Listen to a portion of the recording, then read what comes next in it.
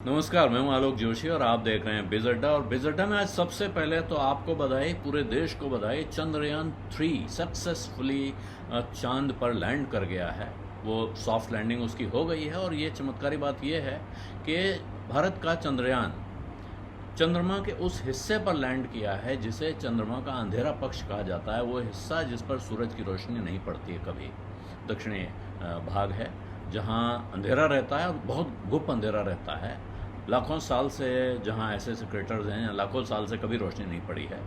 तो उस जगह की तरफ ये पहला धरती से गया हुआ मिशन है जो उस हिस्से पे लैंड किया। अभी तक जितने भी मिशन, 3 देश अमेरिका पे चांद पे लैंड कर चुके हैं, अमेरिका, रूस और चीन। लेकिन तीनों उसके उजले पक्ष में, उजली तरफ गए हैं जिधर सूरज की रोशनी पड़ती है।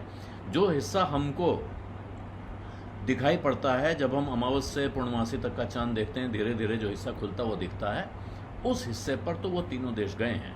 लेकिन जो हिस्सा हमें दिखाई नहीं पड़ता, उस हिस्से पर पहुंचने वाला भारत पहला देश बना है। ये भारत के अंतरिक्ष कार्यक्रम के लिए, उसमें लगे वैज्ञानिकों के लिए और पूरे देश के लिए बहुत हर्षोल्लास की बात है, खुशी की बात है। और इसका जश्न आप देख रहे हैं चारों तरफ मनाया जा रहा है। लेकिन किस्सा सिर्फ जश्न का तो है नहीं, बात तो बिज अड्डा है, तो यहाँ बिजनेस की बात होनी है।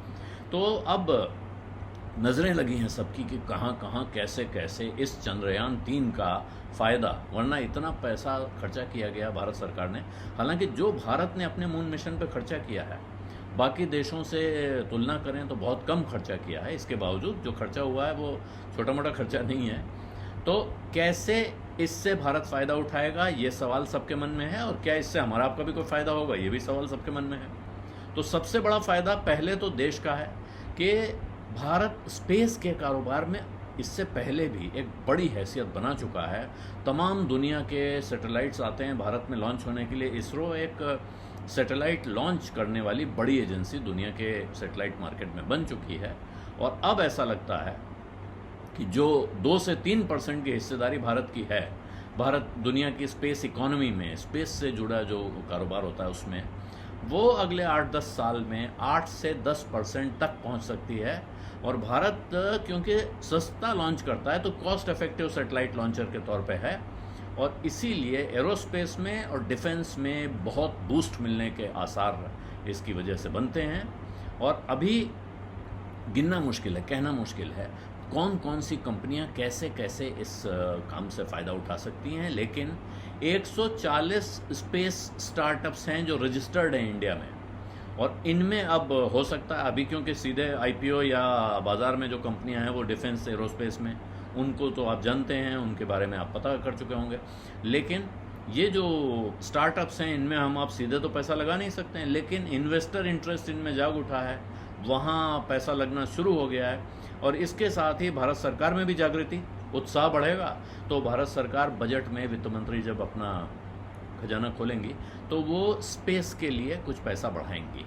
इससे ये कारोबार तेज़ होने के आसार हैं। लेकिन एक कंपनी है जिसका जलवा दिखने लगा है, आज ही उसने 52 हफ्ते का हाई हिट किया है अपर सर्किट उसका।